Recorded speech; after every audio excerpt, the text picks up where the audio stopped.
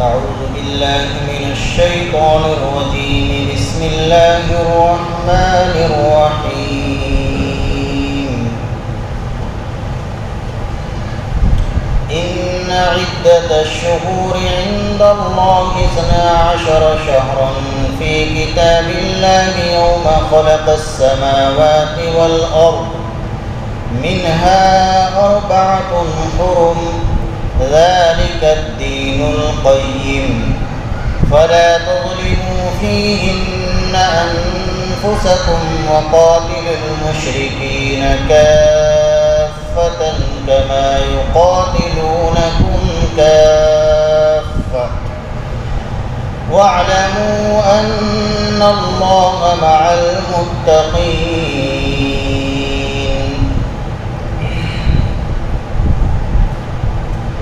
بے شک مہینوں کی تعداد اللہ تعالی شانہ کے نزدیک 12 مہینے ہیں.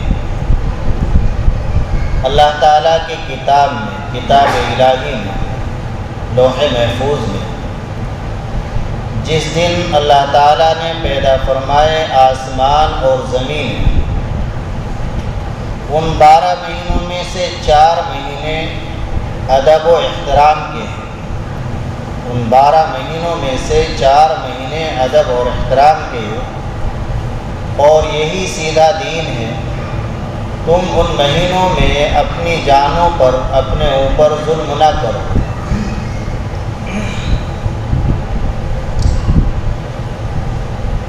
یہ محرم کا مہینہ شروع ہو گیا ہے جس سے اسلام کے نئے سال کا آغاز ہوتا ہے. اسلامی سال کا آغاز اور شروعات جو ہوتی ہے وہ ماہ محرم سے ہوتی ہے. سال کے 12 مہینے قرآن کریم کی آیت شریفہ میں اللہ تعالیٰ بیان فرما رہے ہیں ان عدت الشہور عند اللہ 12 شہرا فی کتاب اللہ. کتاب الہی میں یعنی لوح محفوظ میں یا حکم خداوندی میں مہینوں کی تعداد 12 ہے. ان 12 مہینوں میں سے 4 مہینے بہت ہی زیادہ احترام اور ادب کے ہیں. یہ ہمیں اور ہمارے بچوں کو معلوم ہونا چاہیے کہ ہمارے اسلامی مہینے، اسلامی تاریخ کیا، مہینوں کے نام کیا ہے، کب سے کون سا مہینہ شروع ہو رہا ہے، اسلامی سال کب سے شروع ہوتا ہے، اور اس کو اپنے حساب کتاب میں بھی رکھنا چاہیے. اسلامی تاریخ کو یاد رکھنا اور قمری حساب یہ فرض علی الکفایہ، اس کا جاننا فرض علی الکفایہ. اگر سبھی اس کو بلا دیں گے، اٹھا کر رکھ دیں گے تو سب گناہگار ہوں گے. جائز تو ہے کہ شمسی حساب سے آپ اپنا لین دین کریں، کارخانے کا، فیکٹری کا، ملازمت کا، لیکن کم از کم اپنا گھریلو نظام تو قمری حساب سے چلائیں. کم از کم اس کا ایک فائدہ یہ رہے گا، آپ گھر میں جو لین دین ہوتا ہے، خرچ ہوتا ہے، آمد ہوتی ہے، تو اس کو چاند کے حساب سے نکلے، چاند کے تاریخ کے حساب سے. تو اس میں ایک فائدہ یہ ہوگا کہ ہمارے گھروں کے اندر یہ اسلامی تاریخ زندہ رہے اور یہ قمری حساب زندہ رہے گا. کیونکہ ہماری کتنی عبادات ایسی ہیں، اہم ترین عبادات کہ جن کا تعلق قمری حساب سے ہے. رمضان المبارک اہم ترین عبادت ہے. قمری حساب، قمری تاریخ معلوم نہیں ہوگی تو ہمیں کیسے پتہ چلے گا رمضان کا؟ حج، قربانی، یہ سب ایسی عبادتیں ہیں کہ جن کا تعلق قمری حساب سے ہے. لہذا چاند کی تاریخ، اسلامی تاریخ، قمری حساب، اس کی معلومات بھی ہونی چاہیے، ضروری ہے. یہ معلومات بھی ہمیں، ہمارے بچوں کو ہونی چاہیے اور اپنا گھریلو نظام ہم اسلامی تاریخ کے مطابق بنائیں. اللہ تعالیٰ شانہ فرماتے ہیں کہ جو 12 مہینے ہیں ان میں 4 مہینے بہت ہی زیادہ ادب اور احترام کے ہیں. وہ 4 مہینے جن کو قرآن کریم ادب اور احترام کے کہہ رہا ہے کون سے ہیں، ان میں سے 3 مہینے تو لگاتار ہیں. ثلاثۃ سرد، 3 تو لگاتار ہے، اور ایک فرد ہے یعنی وہ الگ ہے۔ 3 لگاتار جو ادب احترام کے مہینے ہیں وہ یہ ہیں: نمبر 1 ذی القعدہ، نمبر 2 ذی الحجہ، عید کے بعد کا جو مہینہ آتا ہے، ایک تو وہ بقرعید سے پہلے اور عید کے بعد کا جو بیچ کا مہینہ وہ، اور دوسرے بقرعید کا مہینہ جس کو ذی الحجہ کہتے ہیں، نام یاد ہونے چاہیے۔ تو یہاں ذی الحجہ پر سال پورا ہو گیا، تو 11واں مہینہ، 12واں مہینہ، اور ایک تیسرا ہے پہلا مہینہ محرم کا مہینہ۔ یہ 3 تو لگاتار ہے، 11، 12 اور پہلا۔ اور ایک الگ ہے، وہ ہے رجب کا مہینہ، شب برات سے پہلے کا جو مہینہ ہوتا ہے، شعبان سے پہلے، تو وہ ہے رجب۔ وہ بھی قابل احترام مہینوں میں سے ہے۔ کیسا قابل احترام ہے، کیسا ادب احترام کا ہے؟ اتنے ادب احترام کے مہینے ہیں کہ زمانہ جاہلیت کے اندر بھی لوگ کافر و مشرک ہونے کے باوجود ان 4 مہینے کا احترام کرتے تھے۔ سبھی لوگ احترام کیا کرتے تھے؟ کیسا احترام کرتے تھے؟ ایسا احترام کرتے تھے کہ ان 4 مہینوں کے اندر کسی سے کوئی جنگ و جدال نہیں کرتے تھے، کسی طرح کی کوئی لڑائی جھگڑا کچھ نہیں، کسی کو کوئی تکلیف نہیں پہنچانا، بالکل امن و امان کے ساتھ لوگ ان 4 مہینوں کے اندر سفر طے کر لیا کرتے تھے، کسی طرح کا کوئی خطرہ نہیں تھا۔ تو یہ بڑے ہی احترام کے مہینے ہیں، بڑے ہی عظمت کے مہینے ہیں، لہذا ان مہینوں کو احترام اور ادب کے ساتھ ہی گزارنا چاہیے۔ ایسے کام کرنا کہ جو اللہ اور اللہ کے رسول کی مرضی کے خلاف ہو، وہ ان مہینوں میں بالکل نہ ہونے چاہیے۔ اللہ تعالیٰ نے فرمایا فَلَا تَظْلِمُوا فِيهِنَّ أَنفُسَكُمْ، معاصی اور گناہ کر کے، اللہ تعالیٰ کی نافرمانی کے کام کر کے، شریعت کے خلاف کام کر کے تم اپنے اوپر ان مہینوں میں ظلم و زیادتی نہ کرو۔ لیکن افسوس کی بات یہ ہے کہ جتنے یہ مہینے قابل احترام ہیں، اتنی ہی ان مہینوں کے اندر شریعت مطہرہ کی خلاف ورزی کی جاتی ہے۔ شریعت کے خلاف، اللہ اور رسول کے احکام کے خلاف من گھڑت کام ان مہینوں میں کیے جاتے ہیں۔ مثلا یہ محرم ہی کا مہینہ لے لیجئے، اس میں کتنے لوگ ہیں کہ جو شریعت کے خلاف ایسے کام ثواب سمجھ کر کرتے ہیں، دین کے ساتھ کام سمجھ کر کرتے ہیں کہ جن کا شریعت سے دور کا بھی کوئی تعلق نہیں ہے، شریعت کا دور سے بھی کوئی تعلق نہیں۔ تعزیہ نکالنا، تعزیہ دیکھنا، جلوس نکالنا اور ماتم کرنا، حلوے بنانا، ایسے ہی کھچڑے بنانا، سبیلے لگانا، کالے کپڑے پہننا، یہ سب محرم میں ہو رہا ہے، حالانکہ شریعت سے ان کا کوئی دور کا تعلق نہیں۔ شریعت تو ان چیزوں سے منع کرتی ہے۔ ہماری شریعت تو ایک روشن شریعت ہے، ایک اعتدال والی شریعت ہے۔ اس شریعت کے اندر ماتم کچھ نہیں، جلوس کچھ نہیں، فلاں دن کے اندر فلاں چیز بنائی جائے، اس طرح کا کچھ نہیں۔ تو لہذا تعزیہ دیکھنے سے، تعزیہ نکالنے سے بالکل گریز کریں، اپنے بچوں کو روکو، ورنہ اگر آپ دیکھو گے، آپ یہ کام کرو گے تو بچے آپ کی نقل اتاریں گے، کہیں گے میرے ابا کیا کرتے تھے، میں کیسے مان جاؤں، مشکل ہو جائے گا ان کو منع کرنا۔ آپ ان کے دل کے اندر ان کاموں کی برائی، مذمت بٹھائیے، آپ ان کو سمجھائیے کہ شریعت کے خلاف کام ہے۔ تعزیہ نکالنا، تعزیہ دیکھنا، اس دن کے اندر پانی کی، شربت کی سبیلے لگانا، ماتم کرنا، سوگ بنانا، یہ سب شریعت کے خلاف امور ہے۔ پھر شریعت کے موافق کیا امور ہے اس دن کے اندر، وہ بھی بتلائے جائیں گے، ان کو کرنا ہے، لیکن پہلے ہی سے بچنا ہے۔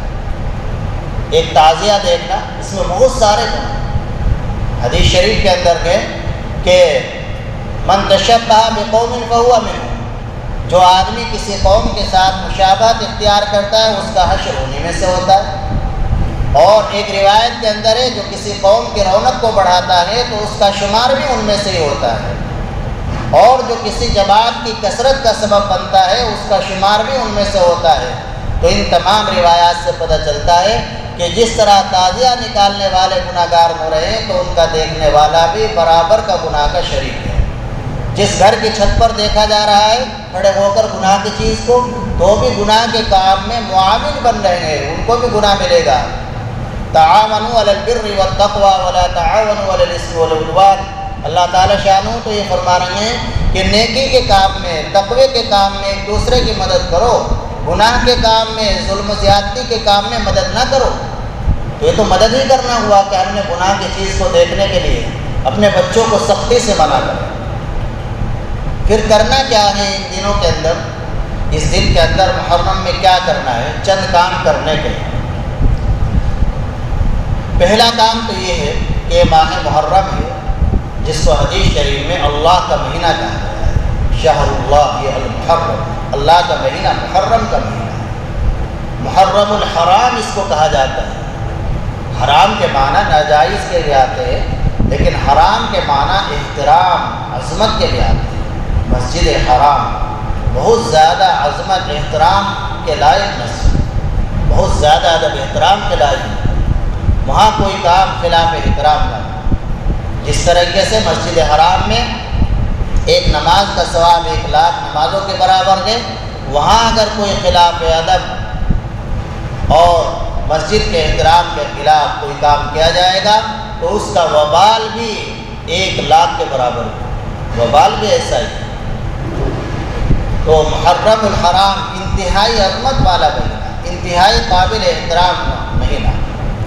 تو اس مہینے کا ایک کام تو یہ ہے کہ پورا مہینہ ہی عظمت والا ہے۔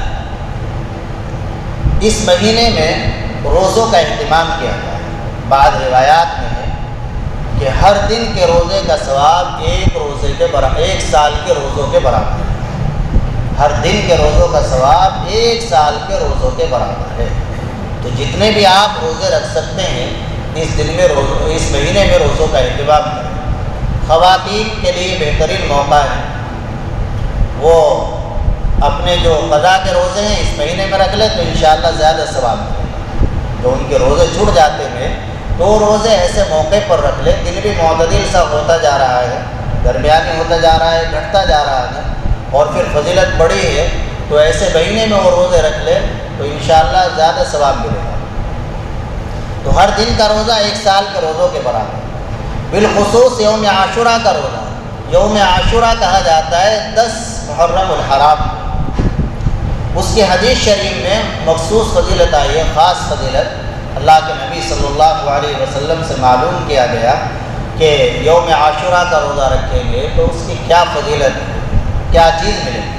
فرمایا کہ 1 سال کے گناہوں کا کفارہ بن جائے، گزشتہ 1 سال کے گناہوں کا کفارہ بن جائے گا وہ ایک روزہ۔ یہ اس روزے کا بڑا اہتمام تھا۔ نبی پاک صلی اللہ علیہ وسلم جب مدینہ منورہ تشریف لائے تو آپ نے دیکھا کہ قریش بھی اس روزے کو، قریش مکہ بھی رکھا کرتے تھے اور یہود مدینہ بھی رکھ رہے ہیں، یہود بھی اس روزے کو رکھتے ہیں۔ تو ان سے معلوم کیا گیا کہ آپ اس روزے کو کیوں رکھتے ہیں یہودیوں نے؟ تو انہوں نے بتلایا کہ ہم حضرت موسیٰ علیہ السلام کی اتباع میں، حضرت موسیٰ علیہ السلام اس روزے کو رکھا کرتے تھے۔ حضرت موسیٰ علیہ السلام کو اللہ تعالیٰ نے فرعون سے اس دن میں نجات عطا فرمائی تھی، تو انہوں نے بطور تشکر کے روزہ رکھا تھا، تو ہم بھی ان کے اتباع میں روزہ رکھتے ہیں۔ تو آپ علیہ السلام نے فرمایا، آپ کو جب معلوم ہوا کہ ہمیں تو چونکہ یہود کی مخالفت کا حکم ہے تو آئندہ سال اگر میں زندہ رہا تو میں اس روزے کے ساتھ 1 روزہ اور ملا لوں گا 90 کا، اور بعض روایات میں 10 کا۔ تو اس لیے مستحب یہ ہے، بہتر یہ ہے کہ 10 کے ساتھ 1 روزہ اور ملا لیا جائے، 9-10 کا رکھیں یا 10-11 کا رکھیں۔ اعلیٰ درجہ تو یہ ہے کہ 9-10-11 تینوں ہی رکھیں۔ دوسرا درجہ یہ کہ 9-10 یا 10-11 2 روزے۔ اور تیسرا ادنا سا درجہ یہ ہے جس کو بعض فقہا نے خلاف اولا اور مکروہ تنزیہ کہا ہے کہ صرف 10 کا روزہ رکھیں، 10 کا روزہ۔ لیکن بعض علماء کی تحقیق یہ ہے کہ اگر آدمی صرف 10 کا روزہ بھی رکھ لے گا تو تب بھی اس کو فضیلت اور ثواب حاصل ہو جائے گا۔ اس زمانے میں یہود اس روزے کو نہیں رکھتے، لہذا ان کی کوئی موافقت نہیں ہوگی کہ مخالفت ہی رہے، تو کم از کم ایک تو رکھ ہی دے، 1 سال کے گناہوں کا کفارہ بنتا ہے۔ حضرات صحابہ کرام رضی اللہ عنہم اس روزے کا اتنا اہتمام فرماتے تھے کہ اپنے بچوں سے بھی، باشعور جو بچے ہوتے ان سے بھی روزہ رکھوایا کرتے، جو روزہ رکھ سکتے تھے ان سے بھی روزہ رکھتا ہے۔ بلکہ بعض روایات میں تو یہ ہے جس سے معلوم ہوتا ہے کہ بہت چھوٹے بچوں سے بھی رکھوا لیا کرتے تھے کہ جب وہ بچے روتے تو ان کو کھلونے دیا کرتے تھے تاکہ ان کا بھوک کا احساس ختم ہو جائے، وہ ان سے کھیل لیتے۔ تو لہذا ایک کام تو کرنے کا یہ کہ اس دن کے اندر روزے رکھیں، اور اس دن کو یوم عاشورہ کہا گیا ہے حدیث شریف میں۔ یوم عاشورہ کیوں کہا گیا ہے؟ ایک تو آسان سی وجہ یہ ہے کہ عاشورہ کے معنی 10واں، تو چونکہ یہ 10واں دن ہے محرم کا، اس لیے اس کو یوم عاشورہ کہا گیا ہے۔ لیکن حضرت شیخ نور اللہ مرتضیٰ نے، حضرت شیخ زکریا رحمۃ اللہ علیہ نے حدیث شریف کی ایک کتاب ہے موطا امام مالک، اس کی ایک شرح لکھی ہے اوجز المسالک، تو اس میں حضرت نور اللہ مرتضیٰ نے یہ بات تحریر فرمائی ہے کہ اس دن کو یوم عاشورہ اس لیے کہا جاتا ہے کہ اللہ تعالی شانہ نے اس دن میں مختلف زمانوں میں مختلف 10 نبیوں پر بڑے بڑے انعام اور اکرام فرمائے، تو یہ بہت ہی انعام و اکرام کا دن ہے۔ 10 مختلف زمانوں میں 10 مختلف انبیاء پر اسی دن میں، ایک سال میں مختلف سالوں میں اسی دن میں اللہ تعالیٰ نے ان پر انعام فرمایا۔ مثلا حضرت موسیٰ علیہ السلام پر ان کے زمانے میں اللہ تعالیٰ نے اس دن میں خصوصی انعام یہ فرمایا کہ ان کو اللہ نے فرعون سے نجات عطا فرمائی۔ اسی دن فرعون سے حضرت موسیٰ علیہ السلام کو جو نجات ملی تو یوم عاشورہ میں ہی ملی، 10 محرم کو۔ حضرت نوح علیہ السلام کا زمانہ تھا، نوح علیہ السلام پر ایک پریشانی تھی کہ وہ کشتی طوفان میں چل رہی تھی، سیلاب میں چل رہی تھی، تو کشتی جو جودی پہاڑ پر جا کر ٹھہری، رکی، تو یہ بھی یوم عاشورہ میں۔ تو لکھا ہے کتابوں کے اندر، تفسیر کی کتابوں میں، کہ حضرت نوح علیہ السلام کی کشتی میں جتنے انسان سوار تھے انہوں نے تو اس دن کا روزہ رکھا ہی، ساتھ میں جو جانور سوار تھے انہوں نے بھی اس دن کا روزہ رکھا۔ اس کشتی میں جانوروں کے کچھ جوڑے بھی تھے، تو انسانوں نے تو روزہ رکھا ہے، جانوروں تک نے بھی اس دن کا روزہ رکھا۔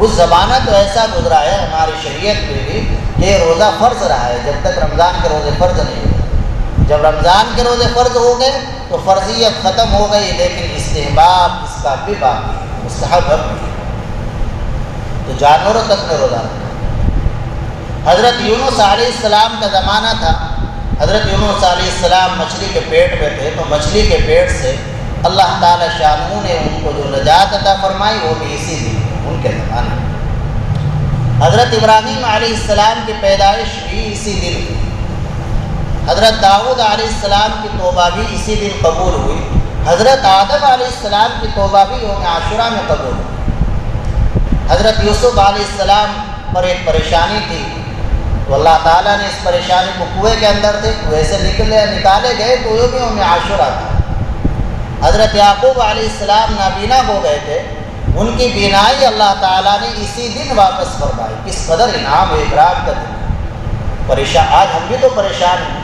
یہ سب حوالے دے کر ہم اللہ سے دعائیں کریں کہ اللہ امت کی پریشان ہو، تو بڑی طاقت کا مالک ہے، بڑی قوت کا مالک ہے، جس کام کو کرنا چاہتا ہے کن کہہ دیتا ہے وہ کام ہو جاتا ہے۔ اس وقت امت کے نہ جانے کتنے افراد طرح طرح کی پریشانیوں میں، مصیبتوں میں مبتلا ہے، یا اللہ ان کو نجات عطا فرما، دعا کرے اہتمام سے۔ تو حضرت یعقوب علیہ السلام کی بینائی اسی دن واپس ہو گئی، 8 ہو گئے۔ حضرت عیسیٰ علیہ السلام کی پیدائش بھی اسی دن ہوئی اور اسی دن ان کو آسمان پر اٹھایا گیا، ولد فیہ ورفع الی السماء، اسی دن میں۔ اور حضرت سید الکونین نبی کریم صلی اللہ علیہ وسلم کو اللہ تعالی شانہ کی طرف سے خصوصی انعام اعزاز یہ ملا، غفر لک ما تقدم من ذنبک وما تأخر، کہ آپ کے اگلے پچھلے سب گناہ جو بھی خلاف اولا کام سب معاف، تو یہ انعام کا معاملہ بھی اور یہ خوشخبری بھی اسی دن ملی۔ تو یہ اتنا مبارک دن ہے، اس لیے اس کو یوم عاشورہ کہا جاتا ہے۔ پھر یہ بات بھی ذہن میں رہنی چاہیے کہ اس دن کی جو فضیلت ہے تو وہ فضیلت حضرت حسن رضی اللہ تعالی عنہ کہ حضرت حسین رضی اللہ عنہ کی شہادت کی وجہ سے نہیں ہے۔ حضرت حسین رضی اللہ عنہ کی شہادت اور ان کے ساتھ جو حادثہ پیش آیا، جو ظلم ہوا، یقیناً اس پر جتنا رنج و غم کیا جائے تو وہ کم ہے، اور ان کے غم میں جتنا شریک ہوا جائے کم ہے، لیکن شریک ہونے کا جو طریقہ ہے اس کے مطابق صرف اس دن کے لیے یہ ماتھا پیٹ لینا، اس سے کیا ملے گا؟ یہ گھوڑوں کو زخمی کر دینا، پانی پلا دینا، یہ نہیں، بلکہ کیا ہے پھر؟ تو حضرت حسین رضی اللہ عنہ کی شہادت کی وجہ سے اس دن کی فضیلت نہیں، بلکہ آپ نے دیکھ لیا اس دن کی فضیلت تو پہلے سے چلی آ رہی ہے۔ حضرت آدم علیہ السلام سے لے کر حضرت نوح علیہ السلام، حضرت موسیٰ علیہ السلام، حضرت عیسیٰ علیہ السلام، حضرت یونس، ہر نبی کے زمانے میں اس دن کی فضیلت رہی ہے۔ بلکہ حضرت حسین رضی اللہ عنہ کی شہادت اس دن میں ہوئی تو ان کی شہادت کی فضیلت بڑھ گئی اس دن کی وجہ سے۔ اس دن کی فضیلت ان کی شہادت کی وجہ سے نہیں ہوئی، بلکہ ان کی شہادت کی فضیلت بڑھی اس دن کی وجہ سے۔ اس کی فضیلت تو پہلے سے۔ پھر اگر کسی کی وفات کی وجہ سے کسی دن کی فضیلت بڑھا کرتی تو سب سے بڑی فضیلت تو نبی پاک صلی اللہ علیہ وسلم کا جس دن وصال ہوا تو اس دن کی ہونی چاہیے، لیکن کہیں بھی نہیں۔ ایک بات ہے۔ دوسری بات یہ کہ حضرت حسین رضی اللہ تعالی عنہ اور دیگر اہل بیت شہداء جو ہے تو ان کے لیے امت مسلمہ کو اس مہینے میں کیا کرنا چاہیے؟ یہ بھی ایک بات سوال ہے۔ کیا یہ جلوس ماتم جو شیعہ کرتے یہی کرنا چاہیے؟ اس سے کوئی فائدہ ہوگا ان کو؟ ہرگز نہیں۔ حق ان کا ہر امتی پر ہے، صرف شیعوں پر نہیں۔ شیعوں نے غلط طریقہ اپنا لیا۔ کیا حق ہے؟ حق ایک واقعے سے آپ کو معلوم ہوگا۔ حضرت شیخ زکریا رحمۃ اللہ علیہ کے ایک خلیفہ نے لندن میں انتقال ہو گیا، حضرت مولانا یوسف صاحب مطالعہ رحمۃ اللہ علیہ، ابھی انتقال ہوا ان کا۔ تو انہوں نے فرمایا، لکھا ہے کہ ہم حضرت شیخ 10 محرم کو حضرت شیخ نور اللہ مرقدہ کے خدمت میں بیٹھے ہوئے تھے مدینہ منورہ کے اندر، تو آپ نے معلوم فرمایا کہ میاں یہ محرم کا مہینہ چل رہا ہے، حضرت حسین رضی اللہ عنہ کے لیے تم نے کیا کیا؟ حضرت حسین رضی اللہ عنہ اور اہل بیت کے جو دیگر شہداء ہیں ان کے غم میں کچھ شریک ہوئے؟ کیا ان کے لیے کیا کہ ہم خاموش ہیں؟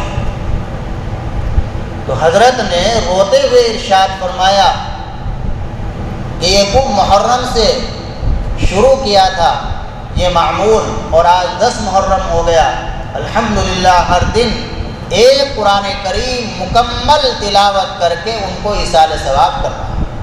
روز ایک قرآن پڑھ کے، بڑھاپے کا زمانہ تھا اس وقت کا زمانہ، آخر عمر کا واقعہ، کہ ہر دن ایک قرآن کریم مکمل پڑھ کے ان کو ایصال ثواب کر رہا ہے۔ تو یہ کام کرنے کے ہیں حضرت حسین رضی اللہ عنہ اور اہل بیت کے جتنے بھی شہداء ہیں، تو ہر امتی یہ کام کرے کہ ان کے لیے ایصال ثواب کرے، قرآن کریم کی تلاوت کر کے ایصال ثواب کرے اور ان کے لیے دعائیں کرے، ان کی طرف سے صدقات و خیرات کرے، لیکن وہ 10 محرم میں نہیں، پورے مہینے میں کب جب چاہے کرتا رہے۔ 10 محرم ہی کو خاص اس لیے لازم کر لینا اور اسی دن صرف یاد کر لینا یہ ہماری شریعت۔ تو یہ کام کرنے کے تو 2 کام کرنے کے ہوئے، ایک تو روزہ رکھنا اور دوسرے حضرت حسین رضی اللہ عنہ اور جتنے بھی اہل بیت شہداء تھے ان سب کے لیے ایصال ثواب کرنا۔ ایک تیسرا کام 10 محرم سے متعلق حدیث شریف میں ملتا ہے، جو متعدد صحابہ سے روایت مروی ہے، بڑے بڑے صحابہ روایت کرتے ہیں، حضرت عبداللہ ابن عمر، حضرت ابو ہریرہ، جابر رضی اللہ عنہ، وہ یہ ہے کہ اللہ کے نبی صلی اللہ علیہ وسلم نے ارشاد فرمایا من وسع علی علیہ فی یوم عاشوراء وسع اللہ علیہ سائر السنۃ او کما قال علیہ الصلوۃ والسلام، کہ جو آدمی یوم عاشوراء میں اپنے عیال پر، اپنے اہل پر، گھر والوں پر وسعت کرے گا، فراخی کرے گا، تو اللہ تعالی شانہ پورے سال اس کے ساتھ فراخی فرمائے، وسعت فرمائے۔ تو تیسرا کام یہ کرنے کا وہ ہے کہ اس دن کے اندر اپنے گھر میں کھانے پہننے میں اور کھلانے پلانے میں بیوی بچوں کو، نوکروں کو، ماتحتوں کو ذرا کشادگی کا معاملہ رکھے، اور دنوں کے مقابلے میں اچھا بنا لے۔ پھر اچھے میں کوئی کھچڑا تھوڑا ہی آتا ہے، اور چیزیں بہت ہے اچھی بنانے کی۔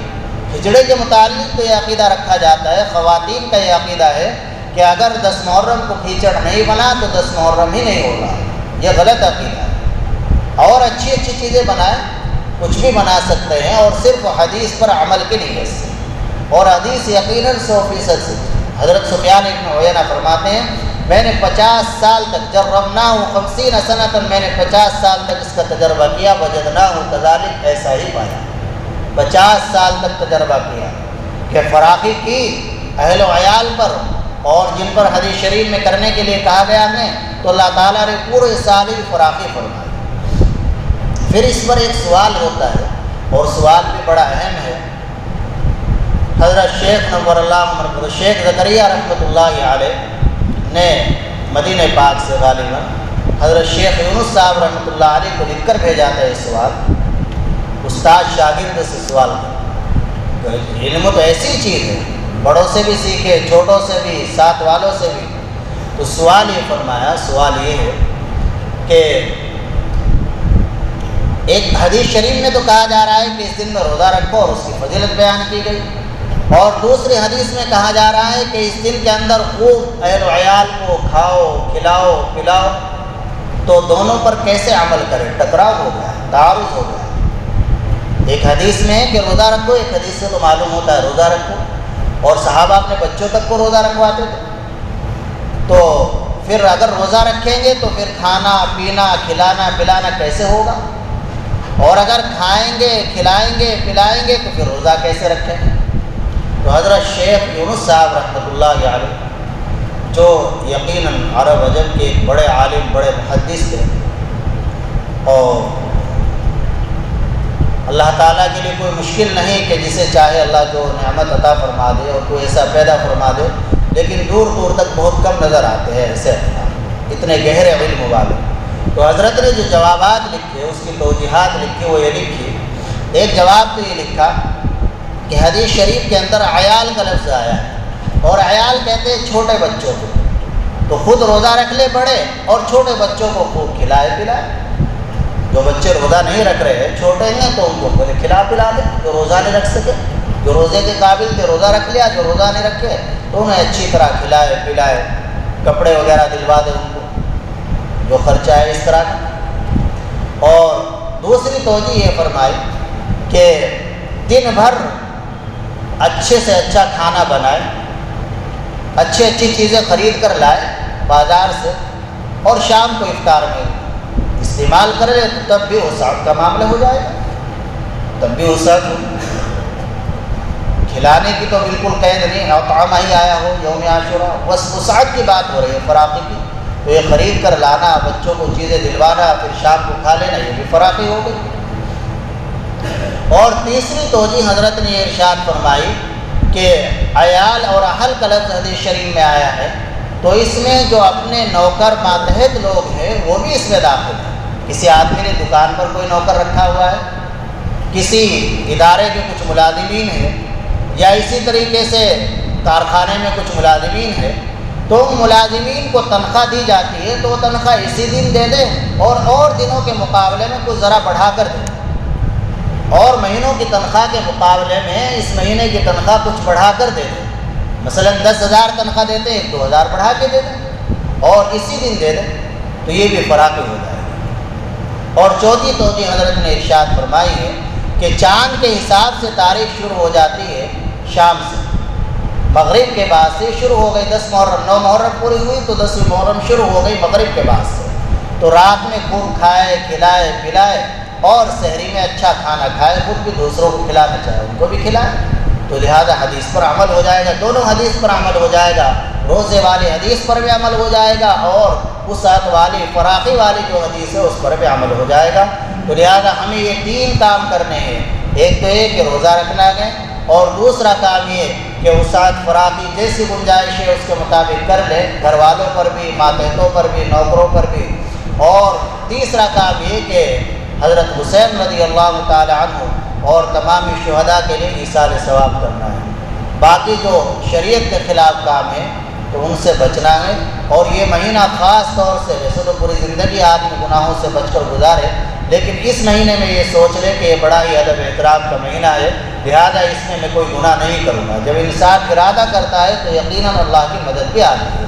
جب گناہوں کو چھوڑنے کا، گناہوں سے بچنے کا ایک مسلمان ارادہ کرے گا تو انشاءاللہ پھر اللہ کی مدد بھی اس کے ساتھ شامل حال ہوگی۔ اللہ عمل کی توفیق عطا فرمائے۔ الحمدللہ رب العالمین، اللہم اجعل صلواتک ورحمتک وبرکاتک علی سید المرسلین امام المتقین وخاتم النبیین محمد عبدک ورسولک امام الخیر وقائد الخیر ورسول الرحمہ، اللہم ابعثہ مقاما محمودا یغبط به الاولون والآخرون، اللہم صل علی محمد وعلی آل محمد کما صلیت علی ابراہیم وعلی آل ابراہیم انک حمید مجید، اللہم بارک علی محمد وعلی آل محمد کما بارکت علی ابراہیم وعلی آل ابراہیم انک حمید مجید، ربنا ظلمنا انفسنا وان لم تغفر لنا وترحمنا لنكونن من الخاسرین، ربنا آتنا فی الدنیا حسنة وفی الآخرة حسنة وقنا عذاب النار وقنا عذاب القبر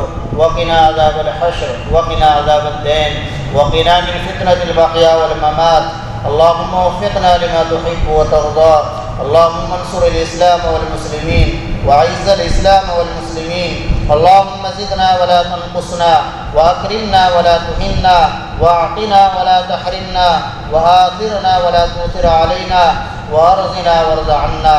یا اللہ ہم گناہگار ہیں، خطاوار ہیں، اپنے تمام گناہوں سے توبہ کرتے ہیں، مولا کریم اپنی دریائے رحمت سے ہمیں معاف فرما دے، یا اللہ پوری امت کو معاف فرما دے، یا اللہ پوری امت کے حال پر رحم فرما دے، یا اللہ پوری امت کو تمام پریشانیوں سے، مصیبتوں سے، بلایا سے محفوظ فرما، یا اللہ ذہنی قلبی سکون نصیب فرما، یا اللہ ذہنی قلبی سکون نصیب فرما، یا اللہ تمام الجھنوں کو ختم فرما دے، یا اللہ یہ بڑا ہی بابرکت مہینہ چل رہا ہے، مولا کریم اس کی ناقدری سے ہماری حفاظت فرما، قدردانی کی توفیق عطا فرما، جو اعمال تیری رضا کا سبب ہے، تیرے رسول صلی اللہ علیہ وسلم کی ہدایات و مرضیات کے مطابق ہے، یا اللہ امت کو ان اعمال کے کرنے کی توفیق عطا فرما، یا اللہ جو اعمال شریعت کے خلاف ہے یا اللہ ان سے بچنے کی توفیق عطا فرما، یا اللہ ان سے بچنے کی توفیق عطا فرما، یا اللہ ہر طرح کی خیر سے مالا مال فرما، ہر طرح کے شرور و فتن سے حفاظت فرما، حاضرین کے جائز مقاصد کو یا اللہ اپنی رحمت سے اور اپنے اس کلام پاک کی برکت سے پورا فرما، یا اللہ ہم سے مانگنا نہیں آتا لیکن آپ کو دینا آتا ہے، مولا کریم جو بھی ہمارے لیے دنیا و آخرت کے لحاظ سے خیر ہو سب عطا فرما، جو ہمارے لیے شر ہے اس سے حفاظت فرما، یا اللہ ہماری دعا کو اپنے فضل و کرم سے قبول فرما، صلی اللہ تعالی علیہ وسلم۔